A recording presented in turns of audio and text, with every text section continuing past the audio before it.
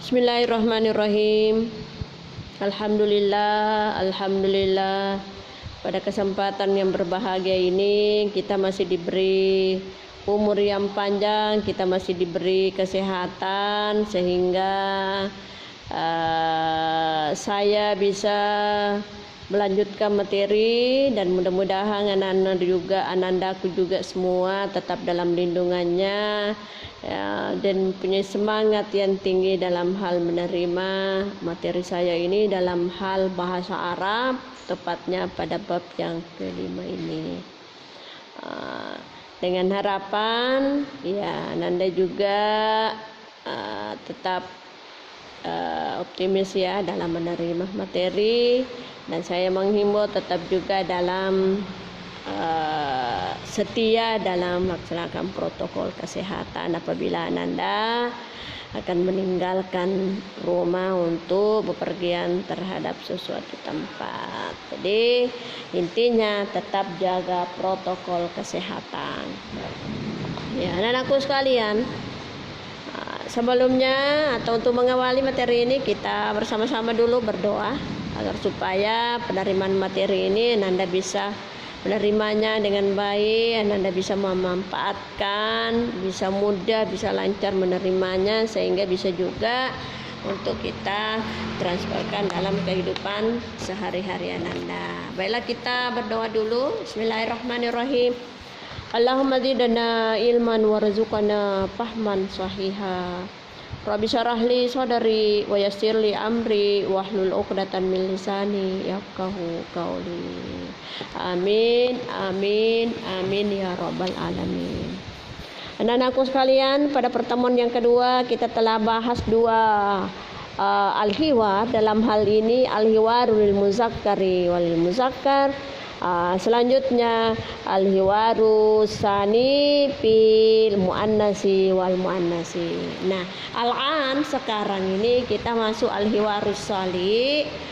Al-hiwarus salis yakni hiwar atau dialog yang ketiga, dengan dialog antara seorang suami dengan seorang istri. Dalam hal ini antara laki-laki dengan perempuan. Kalau yang telah kita baca itu adalah antara laki-laki dengan laki-laki, yang kedua antara perempuan dengan perempuan, nah yang ketiga ini antara laki-laki dengan perempuan. Tepatnya adalah az-zawju waz-zawjatu. Ya, saya baca ya, silakan diperhatikan. Az-zawju seorang istri, seorang suami ya. Assalamualaikum. Az-zawjatu waalaikumsalam. Az-zawju ana jau'anun jiddan. Az-zawjatu al-qada'u alal ma'idah. Al-qada'u alal ma'idati. Az-zawju maza. Az-zawju maza. Mahadha samakun wa lahmun wa dajajun wa aruzun wa fakihatun. Hadza katsirun jiddan. Az-zawjatu la ta'kul. Ya. Az-zawju limadza ana jau'anun. Az-zawjatu ladaina duyupun.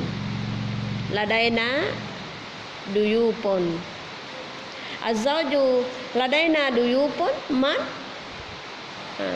Az-zawjatu walidi wa walidati. Az-zawju aina duyupu. Az-zawjatu fi ghurfatil julusi. Ya. Jadi ini percakapannya antara seorang suami dan seorang istri. Az-zawju assalamualaikum. Az-zawjatu waalaikumsalam. Assalamualaikum, keselamatan atas kamu sekalian. Waalaikumsalam, keselamatan pula atasmu. Az-zawju ana jau'anun jiddan. Saya lapar sekali. Nah, ini perasaannya seorang suami ya. Saya lapar sekali. Az-zawjatu, nah, istri yang ngomong, al-ghadau fil ma'idati. Makanan siang sudah siap di meja. Nah, itu ada gambarnya. Makanan siang sudah siap di meja. Az-zawju, ma hadza? Apa ini? Nah, samakon walahmun wadajajun warusun wapakihah. Hadza kasirun jiddan. Ya. Samakun ikan, walahmun daging, wadajajun ayam, waruzu nasi, wapakihatun buah-buahan. Hadza katsirun jiddan. Ini banyak sekali. Nah, itu ya. Kalau kita tekanannya, ini banyak sekali. Pasti heran kenapa banyak sekali. Az-zawjatu la ta'ku. Jangan kamu makan dulu, jangan makan. Heran, pasti heran. Jangan kamu makan. Az-zawju, limadza? Kenapa? Ana jau'ani, saya ini lapar sekali. Ya, betul juga, heran juga, ini ada makanan, kenapa dilarang makan? Az-zawjatu, maka seorang istri menjawab, ladaina duyukun, kita punya tamu. Nah, bisa juga kita kedatangan tamu atau kita mempunyai tamu. Az-zawju, ladaina duyukun man, kita punya tamu, kita kedatangan tamu. Man, siapa? Itu. Jadi dia kasihan, dia tidak tahu kalau dia punya tamu, berarti ini baru-baru datang atau baru-baru masuk dari rumahnya, sementara tamu sudah di dalam rumah. Makanya dia heran, ini ada makanan banyak, kenapa saya dilarang makan? Lalu bertanya. Lalu istrinya menjawab, ada tamu. Lalu dia tanya, siapa? Maka jawabnya, walidi wa walidati. Ini kedua orang tua. Kedua orang tua, yakni ayah dan ibu. Az-zawju, aina duyuku? Di mana tamu itu? Az-zawjatu fi ghurfatil julusi, ada di ruang tamu. Itu baru dia lihat, oh ternyata ada di ruang tamu, itu tamu yang ada di rumahnya. Jadi ini ya, coba kita bandingkan lagi dengan percakapan. Coba silakan buka pada percakapannya yang lalu. Nah, ini ada kata yang perlu Anda perhatikan ini, ana jau'ani, jau'anun jiddan. Jadi ini ana itu saya sudah sampaikan bahwa itu ana bisa pakai untuk laki-laki, bisa pakai untuk perempuan. Maka ini seorang laki-laki, seorang suami ya, dia menyebutkan ana jau'anun jiddan. Jadi kalau misalnya perempuan juga mau ngomong begitu, ya bisa ngomong ana jau'anun jiddan, saya juga lapar sekali. Itu. Kemudian mahadza, nah ini mahadza, dia pakai hadza untuk laki-laki. Kenapa? Karena yang dia lihat itu sama kolah monda jajong, itu dianggap semua adalah jenis laki-laki, maka dia pakai hadza. Kemudian yang kesemuanya itu hadza kasirun jiddan, ini banyak sekali. Kemudian la taqul, ini ada fi'lun mudhari'nya. Kenapa dia disebutkan la taqul karena yang dia larang itu istrinya adalah seorang laki-laki atau suaminya. Kalau misalnya itu yang dia larang itu perempuan, jadi kita menyebutkan la taqulina.